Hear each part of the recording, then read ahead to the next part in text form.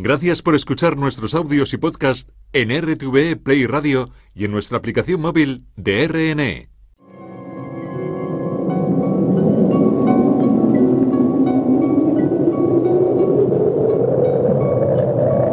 Solo cuando el túnel está en la más absoluta oscuridad es cuando puede volver otra vez la luz.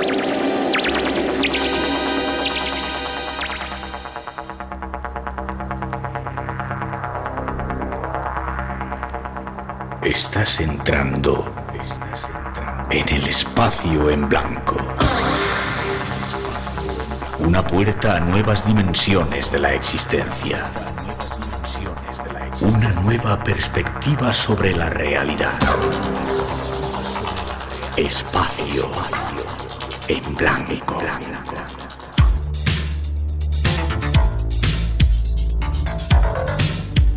Una producción escrita y dirigida por Miguel Blanco.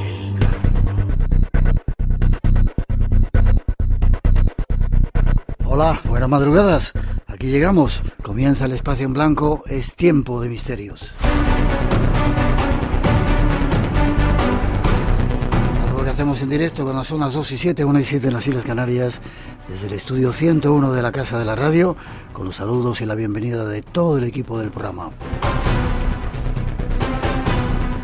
En la parte técnica, Greta Navas y Manuel Linares, Ricardo Aguilera en la producción, David Cuevas en la redacción y Tere Vilas en la locución. Y además Natalia Sotillos en la realización y coordinación, y este que os habla, Miguel Blanco. Como siempre, un honor y un placer pasar este tiempo de radio, estas 2 horas, juntos aquí en Radio Nacional.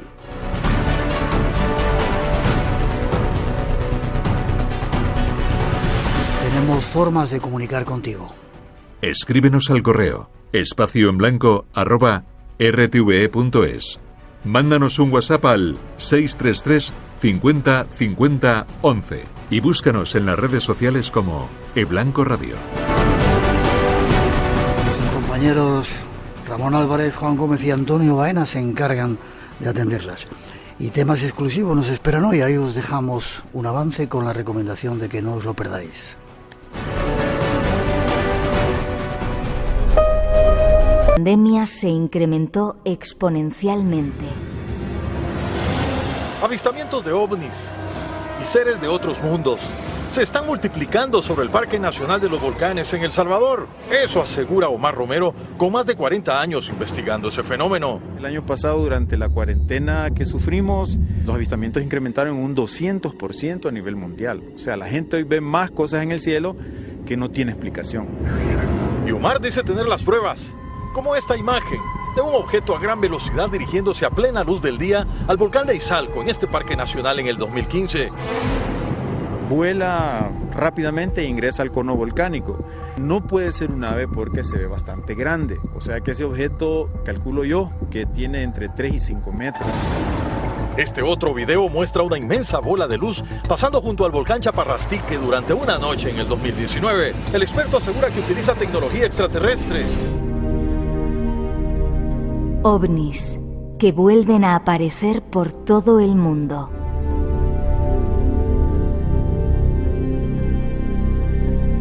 Un enigma en el que esta noche vamos a volver a poner atención. Habrá más. Nos iremos al cine para analizar una extraña película. Eso y algo más espera hoy en este espacio en blanco que ya se abre ante todos nosotros. Es con nosotros Pablo Villarrubia.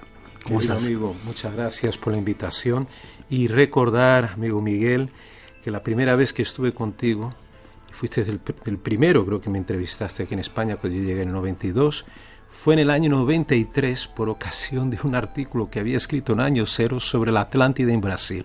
O sea, desde entonces ha llovido mucho, ¿no, amigo mío? Casi 30 años y ahí seguimos, ¿eh? Ahí estamos. Déjame que te presente.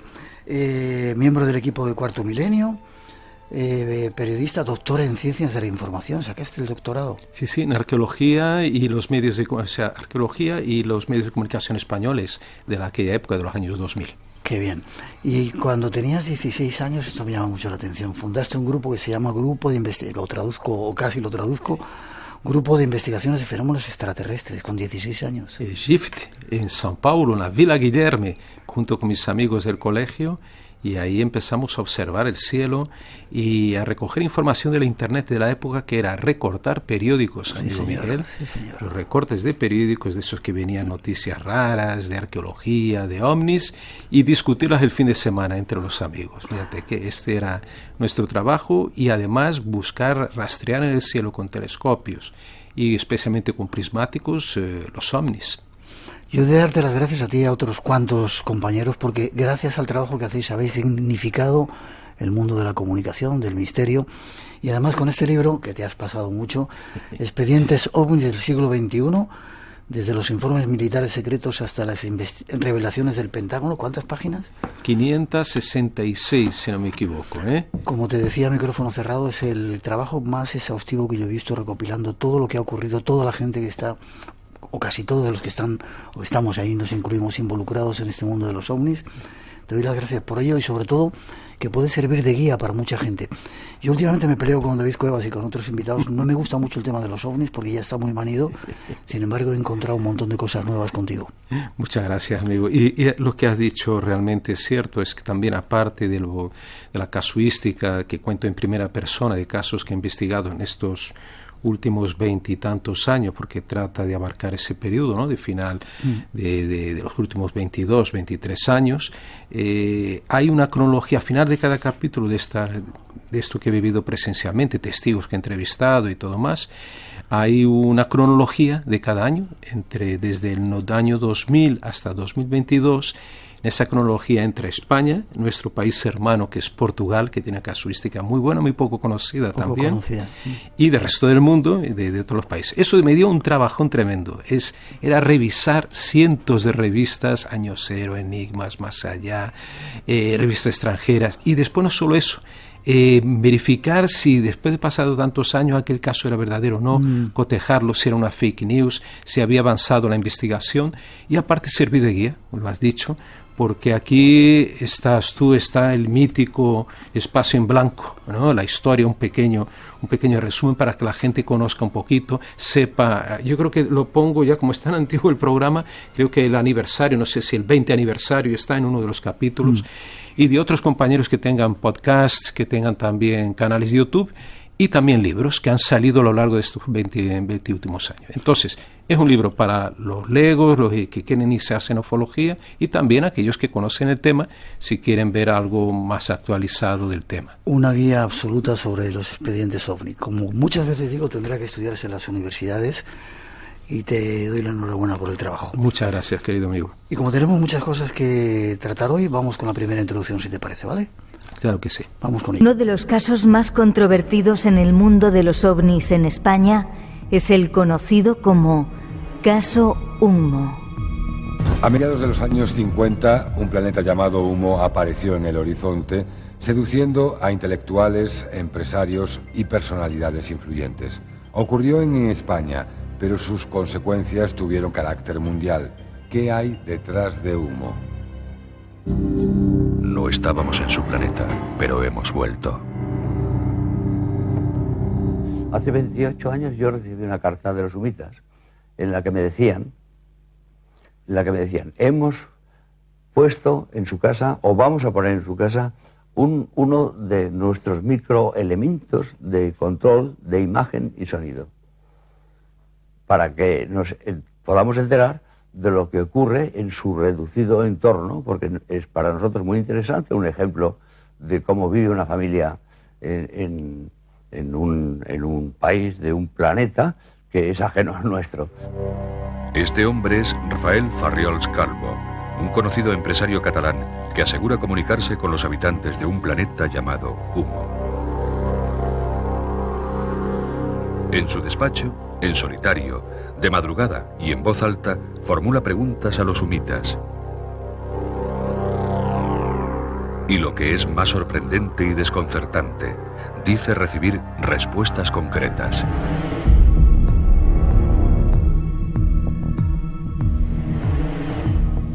Nuestro invitado, que ha estudiado el caso, nos puede dar su opinión acerca de este misterio. Te mandan saludos ya Osvaldo de Argentina, ciudad de Mar de Plata, la Guardia Civil de Boiro en La Coruña, que nos está escuchando siempre, que no tengan trabajo, ojalá no tengáis trabajo ni esta noche ni nunca, que la cosa esté tranquila. Desde Texas, Austin, Texas, está en viaje de negocios Víctor y te saludo también. Increíble. Y he de decirte que yo recibí una carta de humo. ¿Te has quedado...? ¿Tú, Miguel, has recibido una carta de humo? ¿Reciente? Bueno, la verdad es que recibí dos. ¿Dos? Hay una que nunca he contado nada. Ey, eso no lo conocía. Y una primera que me mandaron, era falsa, la mandó la gente del equipo, Natalia y gente de producción. Y dice que la recibí muy emocionado, ¿no es verdad?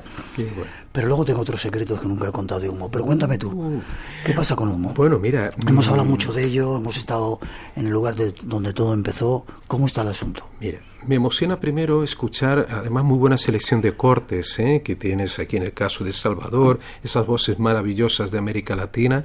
Y ahora me emocioné por escuchar a un amigo, Rafael Farriols, amigo mío y de Monse, mi esposa también, que fuimos varias veces a su casa, su mansión, aquella montaña donde tenía donde criaba caballos. También estuve yo, estuviste allí, ¿no? Con Manuel Carvallal también estuvimos haciendo la entrevista. Bueno, por hablar, los expertos ya saben, estamos hablando del máximo experto Javier Sierra, Manolo Carvallal y bueno, José Juan Montejo con su eterna, espero que un día saque la enciclopedia Humo, ¿no? Porque es posiblemente el hombre que más sabe, el amigo Montejo, sobre el caso. Pero aquí, cuando escuché a Farriols, para que no sepa, pero a pesar de que tus oyentes conocerán perfectamente, Rafael Farriols fue un hombre, un gran, digamos, un científico, un químico, un empresario, un hombre de negocios, muy inteligente, y que él recibió esas cartas de humo, recibió comunicaciones también auditivas, cuando les susurraban los humitas, como decía nuestro querido amigo Juan José Benítez, y claro, me emocioné porque yo fui la última persona a entrevistarlo. Ajá. 3 meses antes de su muerte fuimos a su casa a grabar, está inédito, fuimos por Cuarto Milenio, una entrevista inédita que tenemos, histórica yo considero, en que me hizo algunas revelaciones, algunas cosas ya conocía porque no la había contado. Y a mí me pareció tan extraño que este hombre se dejara llevar por un posible fraude, de que hubiera patentado algunos elementos, digamos, como un plástico especial que desarrolló a partir de lo que contaban los sumitas en aquellas cartas, y eso impactó mucho. Y aquel hombre todavía con un cáncer, ya tenía un efisema. Me acuerdo que él con una bombona de oxígeno a su lado, yo entrevistando y él calando, fumando, tosiendo, paraba y respiraba un poquito, se ponía la máscara de oxígeno y seguía con la entrevista. Aquí me impactó de sobremanera, amigo Miguel, y dije, ¿será que hay algo realmente en humo? Yo que tenía tantas dudas, hablando de las mentiras, de posibles farsas, de cartas mentirosas, y dije, algo tiene que haber de verdad en humo. Te quiero preguntar eso, ¿cuál es tu opinión acerca del caso? Hemos hablado muchas veces, hemos dicho los pros, los contras, que todo mentira, que se lo había inventado no sé quién, etcétera, etcétera, pero ¿tú qué piensas? Yo he conocido mucha gente, incluso la primera secretaria de Ballena Alegre, que es mi abuelita ufológica, Hilde Menzel, que en paz descanse y que espero que me esté oyendo donde esté, porque antes de morir, recibí un mensaje mental en Brasil, ella estaba muriendo en España. Yo no sabía de nada y de pronto de madrugada yo había viajado a San Paulo y dije, Hilde, quédate tranquila, cuando vuelva voy a quedar contigo. Estaba en el hospital, hospitalizada, y cuando regreso, estoy en San Paulo, se me olvida un poco todo, desconecto con España, tenía allí mis preocupaciones, tenía que investigar historias, y de pronto me despierto de noche con la imagen de Hilde. Y dije, ay, pues Hilde, tengo que escribirla, tengo que escribir a la hermana de ella, tengo que saber algo. Y no hizo falta. Cuando me despierto, consulto mi correo electrónico, vi un mensaje de su hermana, de Traudi, contando, Pablo, desgraciadamente, Hilde Menzel dejó nuestro mundo. Ella era la secretaria, ¿te has ido un poco por las ramas? Sí, del gurú, sí. De la primera digamos, Asociación Ufológica de España, sí, y que la llevaba el mítico Fernando Sesma.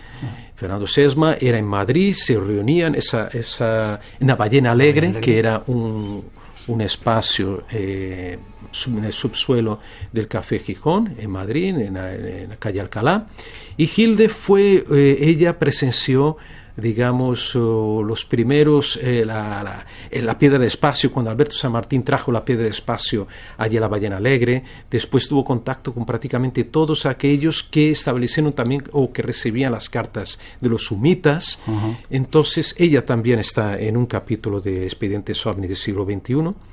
Y tú me preguntabas sobre mi opinión. Bueno, mi opinión es muy emocional. Como yo conocí a Hilde, que era mi abuela ufológica, conocí a Farriols, que era mi amigo, Antoni Rivera, que también era nuestro amigo, yo me quedo... Conocí a Jordán Peña, es que no lo digo, yo creo que ni lo digo en el libro. Yo tengo una entrevista inédita con Jordán Peña que me contó una serie de cosas que nunca publiqué, nunca hablé de esa entrevista. Monse fue conmigo, estuvimos en la casa de Jordán. Y a mí me parece que es una historia tan fascinante, que tiene tantas vertientes, que es difícil. Cuando tú me preguntas, ¿es verdad o mentira? Eso no se puede contestar de esta manera. Algo tan complejo, una serie de situaciones donde encontramos desde fenómenos paranormales que ocurrían en la Ballena Alegre, y hasta hace poco tiempo estuve hablando con el dueño del café de Jamie Joyce Bar, ¿no? Sí. Donde quedaba antiguamente la ballena, y él me contaba que hace unos años había fenómenos paranormales todavía allí. Sí.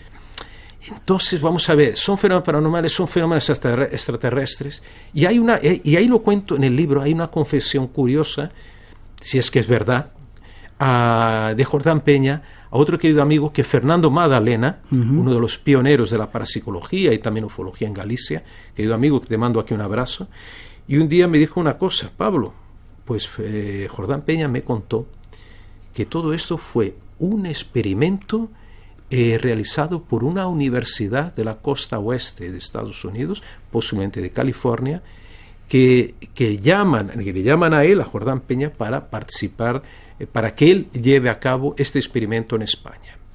No sé si eso será verdad o forma parte también de todo el tinglado, de toda la historia de humo, un elemento más. Yo creo que son muchas piezas con las que jugamos. Y yo creo que el amigo Montejo tiene mucho material para investigar sobre ese tema. Ha recogido mucha información, también ha colaborado, me ha enviado mucha información interesante. Y yo digo que hay cosas verdaderas y cosas falsas, por supuesto. Y que esto no se termina. Eso te iba a decir. Hay quien dice que va a dar muchas nuevas sorpresas ese tema de humo. Estaremos atentos, ¿vale? 2:24, 1:24 en las Islas Canarias. Hay más temas que queremos tocar hacia Abuela Pluma, porque es todo tan extenso, y con Pablo Villarrubia podemos estar aquí 3 días hablando de los asuntos. Seguimos.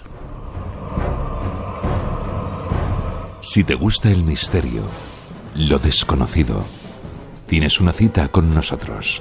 De 2 a 4 de la madrugada, del sábado al domingo. Espacio en Blanco, con Miguel Blanco, en Radio Nacional.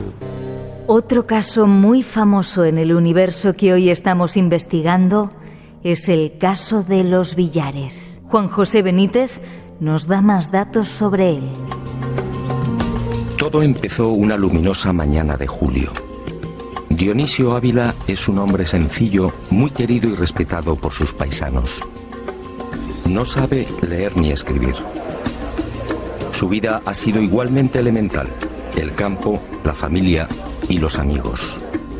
Hasta que un día surgió la sorpresa. Fue al mediodía de aquel 16 de julio de 1996. Siguiendo la costumbre, Dionisio emprendió su habitual paseo por las afueras del pueblo. Le acompañaba su fiel perra, Linda. Ocurrió al llegar a lo alto de la loma de los Barrero, a poco más de medio kilómetro de los Villares. Linda se mostró inquieta. En el lugar se percibía un absoluto silencio. Al principio, desconcertado, el testigo no supo qué hacer. Linda había desaparecido. Pero Dionisio continuó observando. ¿Qué era aquello? Sobre el cerro, flotando a 30 o 40 centímetros del suelo, acababa de aparecer un extraño objeto.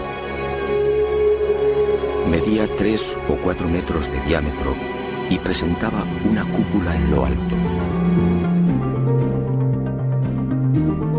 El caso de los billares. Y nos hacen una aclaración, fíjate si están atentos. Café Gijón, ¿no? ¿Has dicho Café Gijón o aparece? Sí, Café Lyon. Lyon, perdón. Sí, Tienen señor. toda razón. Sí. Español... Después, en la segunda etapa lo hicieron en Gijón, me parece. Sí. Saludos de un español en Veracruz, dicen. Pues ahí está otro caso mítico, el caso de los billares, que tocó mucho nuestro maestro Juanjo Benítez, que habéis investigado. Dionisio Ávila era el protagonista, vio esa extraña luz. ¿Qué pasó después? Porque hay anillos, hay curaciones milagrosas. En tu libro hablas de conexiones entre Brasil, Egipto, Argelia y España con este caso. Si puedes sintetizarlo. Es increíble. Este caso, bueno, en realidad parece que le llega a la redacción de Enigmas a Iker Jiménez, nuestro querido amigo, ¿no? Director de Cuarto Milenio, y a Lorenzo Fernández, actualmente director a Año Cero, y les llega a ellos y después se incorpora a Juanjo, que ahí con esta voz inconfundible, ¿no? Este corte maravilloso que pusiste resume muy bien. Y Dionisio ve 3 seres o 2 humanoides, 2 mujeres, supuestamente mujeres, y un hombre, y el hombre le lanza una especie de rayo o luz curva que le cae a los pies. Y cuando en ese momento Dionisio, este señor, este hombre campesino, gente sencilla, Dionisio Ávila, se agacha, recoge una piedra que él llama curiosamente lucerillo, con una serie de símbolos que en realidad serían un palo vertical, una pequeña esfera, otro palo, y esa piedra después, bueno, dio mucho que hablar, y otras más que surgieron, porque unos meses después, o unos días después, no creo que 9 días después, el querido maestro Juanjo Benítez, que está en todo el libro, yo creo, mencionado, descubre en el Mar Rojo, en Egipto, bueno, yo no sé si fue Blanca pierde un anillo, y después fue su esposa, y después él encuentra otro anillo, que no aquel de Blanca, o el de él, que era de su boda, que tenía los mismos símbolos que aparecían en esa piedra, en ese lucerillo, y que también, según Dionisio, aparecen en el ovni que describe Juanjo como forma de media cúpula, que tiene también unas ventanillas y unos palos, también unas rayas incrustados o pintados sobre la superficie del ovni. Eso es un punto de partida para 1000 enigmas.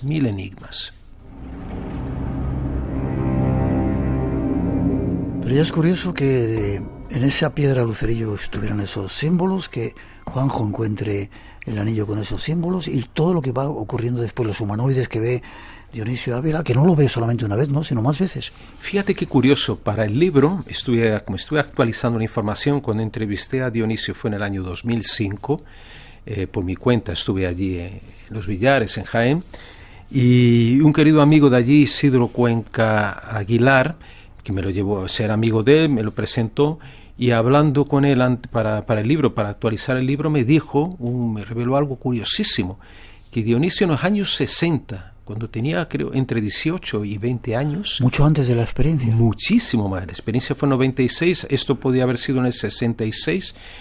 Pues fíjate, ese dato yo no lo vi en ningún lugar, pero como Isidro Cuenca iba a visitar muchas veces de Dionisio, él le confesó que iba por la carretera con su Vespa, posiblemente era una Vespa, de pronto se topa con ese mismo objeto que vería en el año 96, esa cúpula, ¿no?, posada a la vera de la carretera, y que salen 2 seres, ¿no? Ahí en este caso eran 2 seres, parece que eran de sexo masculino, pero él siente tanto miedo y se para el vehículo, la moto, se le para la carretera, y él, como era cuesta abajo, él suelta el freno y avanza para apartarse de aquella escena por miedo. Entonces, qué curioso que hay un encuentro previo, anterior, en el año, aparentemente el año 66. Pero lo interesante es que, para mí, yo estoy convencido que Dionisio Ávila es un hombre con tacto, muy sencillo, con esas piedras, cuando fui a su casa en 2005... ¿Viste la piedra de Lucerillo?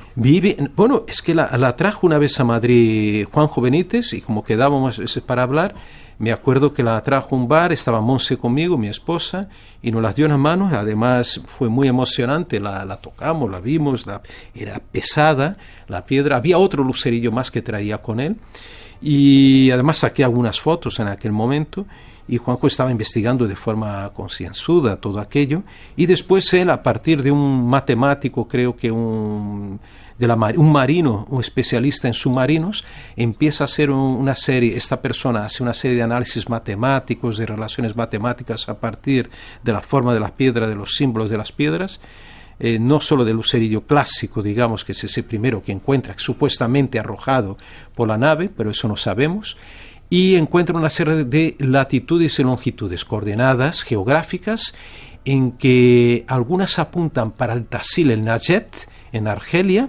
curiosamente. ¿Dónde están las pinturas? Las pinturas del Tassili.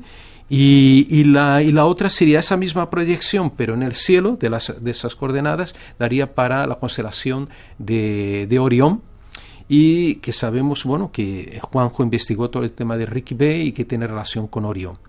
Pero lo curioso es que un día, en casa de Lorenzo Fernández, nuestro querido amigo, me encuentro a Manuel Delgado, que tú conociste, ¿sí? ¿No? Desgraciadamente ya se ha desaparecido un amigo, que gran productor también de documentales, no solo para Juanjo Benítez, como también para Fernando Jiménez del Oso, y hablando de forma distendida, mira, Pablo, el otro día hablando con Juanjo, me dijo y tal, que en esas coordenadas también este matemático de la Marina descubrió una coordenada que daba en Brasil, un punto geográfico de Brasil llamado Natividade, en la Amazonía brasileña.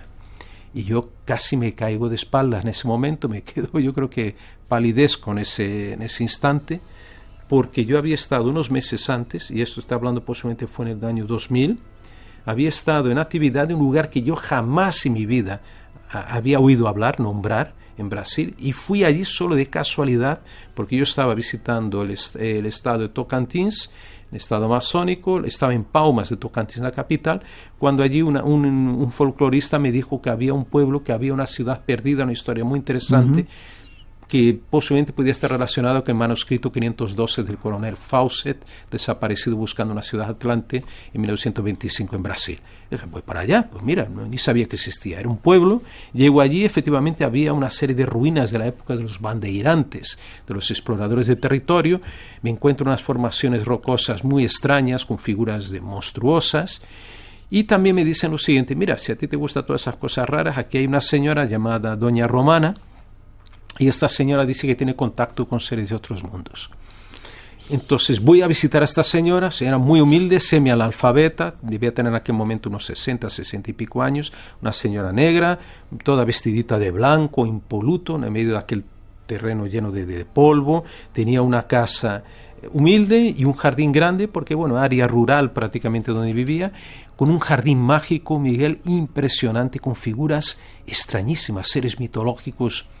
No se sabe de dónde salían aquellas criaturas, había formas geométricas, todo hecho con materiales muy básicos, con alambres, con un poco de hormigón, con un poco de cemento, con un poco de barro, y le ayudaban niños que pululaban por allí, le hacían estas esculturas, algunas con hasta 8 metros de altura, había antenas de captación de señales cósmicos, de señales de energías cósmicas, se decía. Te digo, esta señora entonces me dice, yo le pregunté, ¿cómo usted empezó con todo esto? Pues fue en el año 72, ella practica el catolicismo, el espiritismo y la umbanda, toda una serie de una mezcla, ¿no?, religiosa, y ella me dice que ella empezó a recibir mensajes mediúnicos de seres de otros mundos, y empezó a dibujar esos seres, los seres que habitaban ese planeta, las cosas que había en esos planetas, y me enseñó docenas de cuadernos dibujados por ella, en estilo muy naif, con esas figuras asombrosas, figuras mitológicas de seres que yo nunca había visto, o una serie de elementos muy extraños, y que ella decía, y también con una escritura totalmente incomprensible, que ella decía recibir esos seres. Estoy hablando de una señora semi-analfabeta, una señora muy sencilla, muy humilde, y en aquel fin del mundo. Y claro, cuando Manuel Delgado me habla de Natividade y que encuentra las coordenadas de este lugar en uno de estos lucerillos, es que, Miguel, me caigo de espaldas. O sea, impresionante.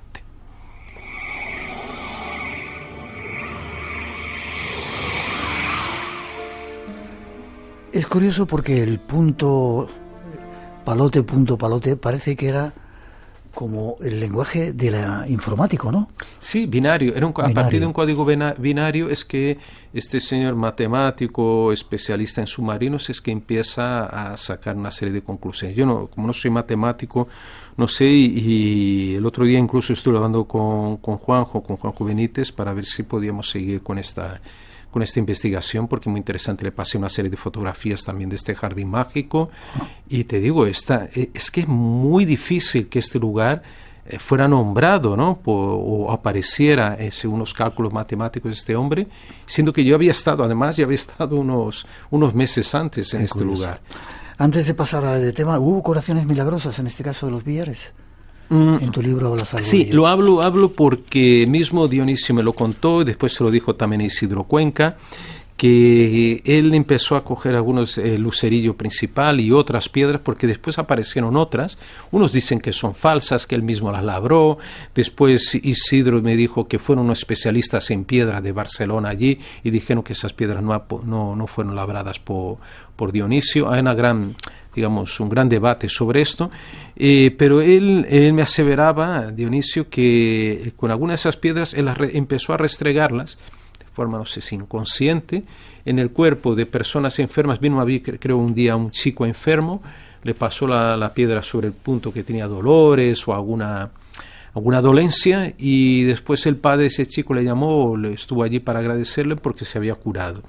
Y esporádicamente él sometía a alguna persona, una persona que viniera allí a visitarle, a este tipo, ¿no?, de ritual, digamos, con estas piedras. Lo curioso es que tenía un cuadro que él montó con varios de estos lucerillos, con símbolos muy distintos, muy diferentes, y montó una cruz, ¿no?, una cruz cristiana, católica.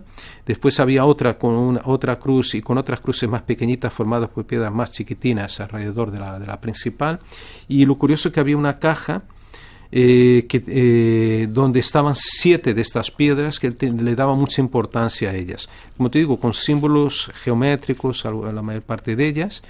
Y según el profesor Jorge Alonso, el que visité en Barcelona, que era un experto en epigrafía, en antiguas escrituras, él me dijo que estas piedras podían tener relación con una escritura ibero-tartésica. Y si reculáramos un poco más en el tiempo, pues obviamente con origen en el desierto de la misma región de Tassili, de origen bereber.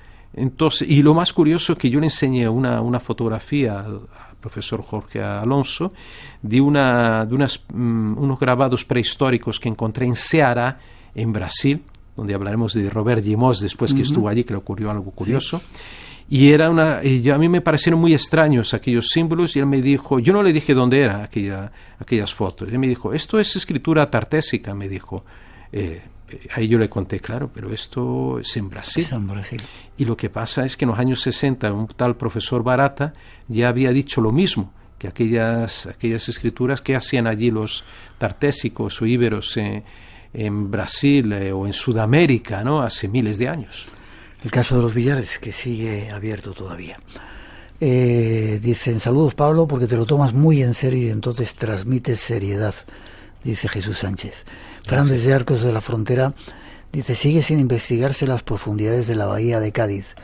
El ejército niega los permisos. ¿Sabéis algo de ello? Lo hablamos luego cuando entremos en bases submarinas. Sí, mejor. 12:41, 1:41 en las Islas Canarias. Seguimos. Hay más temas que queremos tocar con el maestro Pablo Villarrubia, que ha escrito el libro casi definitivo, porque habrá que escribir más, sobre el expediente OVNI. Radio Nacional de España, la que quieres. restos de los edificios bombardeados son estos muros de ladrillos macizos que podéis ver aquí. 1936, barrio de Entrevías en Madrid. Zonas donde se asentaba la población obrera. Robert Capa fotografía una casa derruida por un bombardeo. Radiogramas. Sobre los escombros de las bombas se construyeron chabolas. Es menos del espacio que tenían los prisioneros en los campos de concentración de la madrugada, las 2 en Canarias. Y recuerda, sin atajos, los lunes a las 4 de la madrugada. RTV, la que quieres.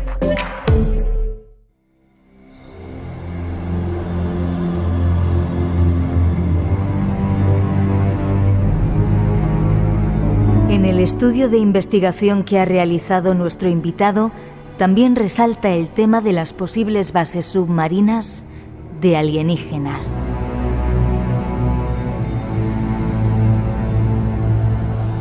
Recogemos de documentales y más una información sobre el lago Baikal. El planeta está cubierto en su mayoría por agua, y en algunas de estas regiones, en los muchos kilómetros de profundidad, sería el lugar perfecto para mantener oculta de la mirada pública una base militar, o quizá, ¿por qué no?, una base extraterrestre. En los últimos años de la era soviética y desde entonces, su legendaria fama se ha visto reforzada por una serie de supuestos avistamientos de extraterrestres y ovnis. Su legendaria y misteriosa historia comenzaría a escribirse en 1982, cuando Vladimir Ashasha, exoficial de la Marina y reconocido investigador ruso, divulgó documentos secretos que relataban lo sucedido durante un ejercicio militar ruso. En este, 7 buzos sumergidos en las profundidades del lago Baikal se encontraron a 50 metros de profundidad, cara a cara con extraños humanoides de unos 3 metros de altura que vestían un traje de neopreno plateado. A pesar de las frías aguas y la ausencia de cualquier dispositivo de buceo, nadaban tranquilamente en las profundidades, teniendo un casco esférico en la cabeza como única ayuda. Militares rusos frente a alienígenas. Supuestas bases submarinas en los mares de nuestro planeta. Vayamos a conocer algo más de ese enigma. Eran datos del lago Baikal, pero tú en tu libro hablas de otros posibles lugares donde pueda haber bases submarinas. Sí, aquí en España. Bueno, solo por curiosidad, qué curioso que hayas puesto a Vladimir Ashasha, hablando de Vladimir, que yo lo conocí y tuve el honor de entrevistar a este padre uno de los padres de la ufología soviética, ¿no? Y me pareció impresionante poder entrevistarlo, ¿no? Y en España, volviendo aquí, estamos hablando, yo conocí también a otro gran ufólogo, Josep Riera, que en los años 90 me abrió las puertas para conocer un poco esta otra realidad de los ovnis submarinos, alrededor de Ibiza, de las Islas Baleares. Y Josep, que es, yo creo, uno de los mayores, si irá siendo, porque ya no vive allí, lleva años viviendo en Chile. La última vez que lo localicé estaba en Chile viviendo. Él me hablaba que él mismo había visto que en Sa Cuniera una esfera de luz, una luminaria que entraba en el mar, incluso llegó a apagar el faro ahí de Sa Cuniera. Se apagó a raíz de la proximidad con este objeto, y él me hablaba, fue el primero que me habló, tuve conocimiento, estaba además con Carmen Riera, Carmen Ferrer, que tú la conoces, una amiga, sí, y nos contaba la historia de que había bases submarinas posiblemente en Ibiza, ¿no? En Esvedra. Y en Esvedra, que es otra zona, es una isla con una forma piramidal, muy extraña, muy bonita además, es una postal, ¿no?, de Ibiza. Este peñón que tiene unos 380, que sobresale, ¿no?, unos 380 metros del agua, tiene 1000 historias, entre ellas del padre Palau. No sé si me vas a preguntar eso, ¿no, Miguel? Sí.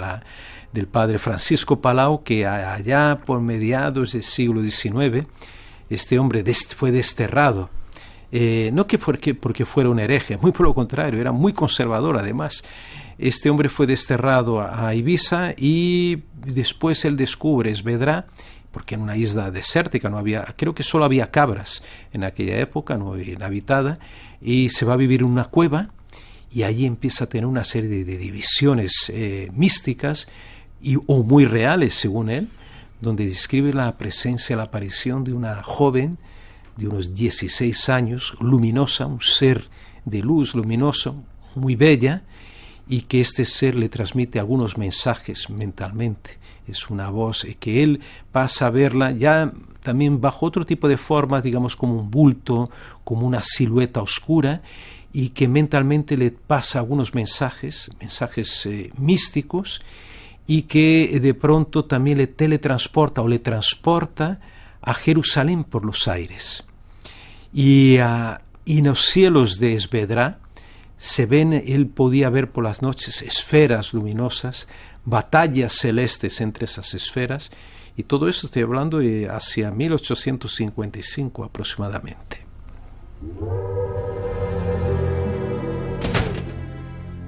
Quiero que me cuentes lo de la Bahía de Cádiz. No sé si tienes alguna noticia de por qué el ejército no deja investigar en las profundidades de la Bahía de Cádiz. Y mira, ahí dicen que hay una base, hay formaciones también, una serie de extrañas formaciones rocosas en la Bahía de Cádiz, y no tengo mucha información. Yo iba a hacer este reportaje ya hace unos años para Cuarto Milenio, y creo que lo paré justamente por ese motivo, que no me dejaban navegar, que quería alquilar un barco por esa zona. No me acuerdo, que hace años, yo creo que fue al principio del Cuarto Milenio, puede haber sido 2006, 2007, que hice ese intento y lo abandoné. Pero algo extraño había. De hecho, como te digo, no me dejaron navegar. No sé si sería por cuestiones de seguridad, ¿no?, de la Marina, pero yo lo intenté. En ese caso no eran ovnis, sino eran OSNIs, objetos submarinos no identificados. 2:48, haciendo este repaso así breve que estamos realizando esta noche, nos vamos con otro tema.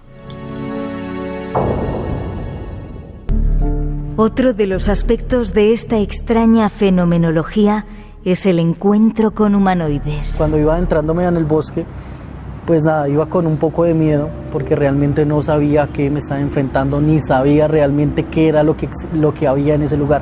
Sabía de antemano que ese ser era real, porque lo habíamos visto y era totalmente cierto.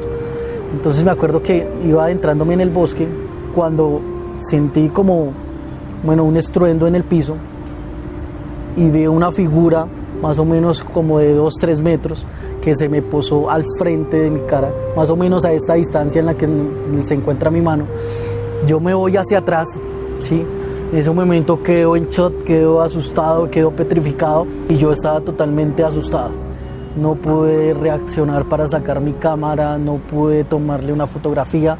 Lo que sí pude notar es que al principio, cuando vi que esa vestimenta negra realmente no era una vestimenta, sino era como la propia piel, y esa escafandra era como su cabeza, ¿sí? Esa más o menos yo lo asocio como a la escafandra o a la máscara que utilizan los esgrimistas. Es uno de los muchos testimonios de encuentros con humanoides. Un enigma que ahora queremos analizar junto a nuestro invitado. Sigue habiendo multitud de mensajes que te felicitan, y yo lo hago también porque la ventaja contigo, Pablo, sin menospreciar al resto de los compañeros, es que la mayoría de los casos te los has currado. Tú has entrevistado a los protagonistas y lo has hecho también para el libro, porque has recuperado un montón de historias, pero hablando con los protagonistas. Sí, eso es cierto, es la forma de poder vivirlo, ¿no?, de cerca, y no solo en América, como también en África, un poco en Asia, ¿no? Y eso es muy importante, el contacto con el testigo, por más que digan los escépticos o negacionistas de que la mente humana puede deformar, que pueden inventarse historias. Cuando ya llevas algunos años pateando, como tú, más de 100 países, en el caso tuyo, ¿no, Miguel? Y hablas con la gente, algo de psicología aprendes, ¿no? Sí. De forma directa, y ves cuando la mirada de esa persona, lo que te está contando es verdad o es mentira, que la mayor parte de las veces yo digo que es verdad, porque si no, esta gente no se arriesga y no darían la cara para salir en un programa como Cuarto Milenio, o venir aquí o hablar contigo, ¿no?, para Espacio en Blanco. Y te digo, ahora escuchando ese testimonio, que creo por el acento y por el caso, me parece que es de Colombia, que además todos los cortes son buenísimos de aquí de Espacio en Blanco, la verdad es que son muy buenos, me hizo recordar un caso que me impactó mucho. Fíjate que hemos tratado muchos casos humanoides, pero fue un caso que me presenta David Hernández, un querido amigo, director de Glifos Editorial, y este amigo me presenta a Gregorio Guerrero, un camionero de Palencia. En España. En España. Palencia. Palencia, sí, con P, que en el año 2003, o sea, relativamente no hace tanto tiempo, él viajando con su camión o saliendo de recoger gravilla en de un terreno en Reynoso del Cerrato, que ni sabía que existía ese pueblo, él ve algo que desciende del cielo, ve un punto, digamos, una mancha en el cielo, y a medida que se va acercando, hasta unos 20 metros de él y de sus dos amigos camioneros, eran 3 camiones, o sea, 3 camioneros, entonces se paran y ven como un hombre, una figura humana, descendiendo del cielo, con una especie de escafandra o con un traje totalmente marrón, pero con un detalle aterrador. Cuando este ser prácticamente se posa, que estaba flotando en el aire y desciende a altura del suelo, a 20 metros de distancia, ve que no tiene cara, que no tiene rostro. Lo que ven es una suerte de aro en lugar de la cabeza, y podían ver a través de este agujero, digamos, de este aro, podían ver el paisaje, ¿no? La carretera que estaba al fondo. Y claro, este ser se queda, él parece que va bajando, pasa muy cerca de unos cables de alta tensión, o sea que hay una perspectiva, ¿no?, y cercana de esta entidad. Y después de varios minutos allí, además uno de los camioneros se baja para tirarle una piedra, y Gregorio Guerrero le sujeta la mano. No tires la piedra. ¿Por qué tienes que tirar una piedra contra esta persona? Era un ser alto, de casi 2 metros de altura. Estaba prácticamente casi estático, y después de varios minutos, o sea, tuvieron tiempo suficiente para contemplarlo y verlo de varios ángulos, esta entidad empieza a subir lentamente, pasa otra vez en diagonal, sube y desaparece en lontananza. Pero lo que más me impactó, Miguel, fue cuando yo, indagando un poquito más, preguntándole, bueno, ¿qué sensación te transmitió aquella entidad? ¿Qué tú crees que podría ser lo que viste, no? Él me dijo, y en ese momento vi que se emocionaba, se le escurrió una lágrima, y me dijo, mira, es que te puede parecer absurdo, pero en ese momento pensé en mi padre y mi hermano que murieron en un accidente de coche. Y entonces es como si él asociara aquella entidad al espíritu, al alma de estos seres queridos, y por eso él impidió que el compañero lanzara una piedra contra aquella entidad.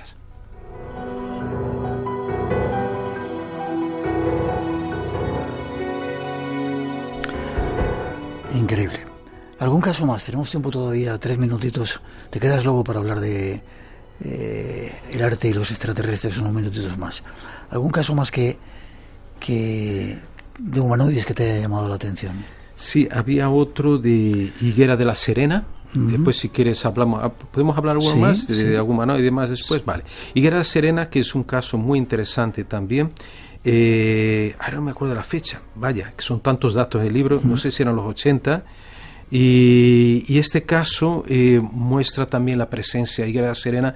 Yo entrevisté a los testigos, a todos, yo creo, incluso el dueño de un bar. Y este caso es interesante porque hay una esfera, ellos están cazando por la noche. Ellos no podían declarar eso en aquella época porque era prohibido cazar en aquella región, pero ya me lo confesó, habían pasado tantos años. Ellos ven una esfera flotando, luminosa, sobre el campo, y de esa esfera parece que emergen o ven allá al lado, creo que eran 3 seres, la silueta de 3 seres muy grandes, y que empiezan a caminar hacia ellos. Fueron momentos de pánico, de terror. Ellos empiezan a caminar muy rápido y se esconden entre el matorral, se lanzan al suelo entre entre las plantas, entre espinos, y miran aterrados aquella escena de cómo aquellos seres parece que están buscando por ellos. Seres muy altos asociados con esa esfera, ¿no? Pedro María, que es un investigador de la zona, fue el que me presentó el caso. Es uno de estos tantos casos extraordinarios de España y de humanoides. Huerca Lovera, ¿en 2 minutitos lo puedes contar? Huerca Lovera también es muy interesante. Después, si quieres, lo completo con Varginha. Este caso ocurre en Almería, muy reciente. Este caso creo que es de 2012, si no me equivoco, no, o un poquito antes. Y ocurre en Almería. Joana, su marido y un niño que están en la carretera observan cuando van a hacer la curva un ser de aspecto demoníaco, un ser que estaba en el arcén, un ser de cuerpo oscuro, ojos enormes rojos, orejas también muy grandes, puntiagudas, y este ser parecía que reptaba, se escondía entre la vegetación.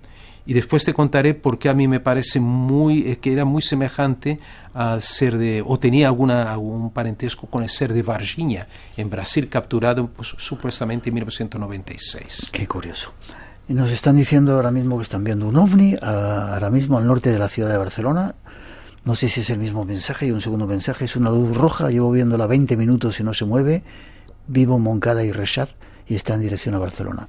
El mundo de los ovnis, que siempre está ahí presente, ¿verdad? Qué maravilla, qué maravilla. Va a haber muchas sorpresas. Estamos anunciándolo hace tiempo, que va a haber muchas sorpresas con este asunto. Sin duda, Miguel. Y yo creo que habrá en estos próximos años más revelaciones.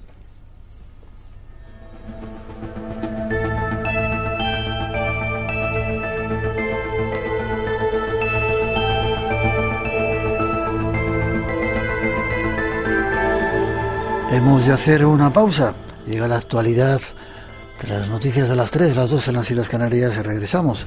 Nuestra compañeras Lourdes Martín y Ángeles Bazán se encarga de dar toda la información. Después seguimos, hay muchos más enigmas esperando. Tenemos un testimonio exclusivo de alguien que tuvo una visita que seguro que va a poner los pelos de punta, no os lo perdáis. Redes sociales abiertas, El Blanco Radio, en Facebook, Twitter y Instagram, por si queréis intervenir, mandarnos alguna experiencia que estéis viviendo.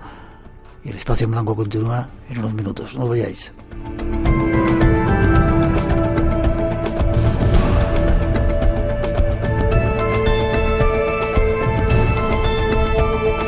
En Radio Nacional tenemos las noches más llenas de misterio de la radio. Adelante, disfrútalas. Estás en Espacio en Blanco, con Miguel Blanco, en Radio Nacional de España.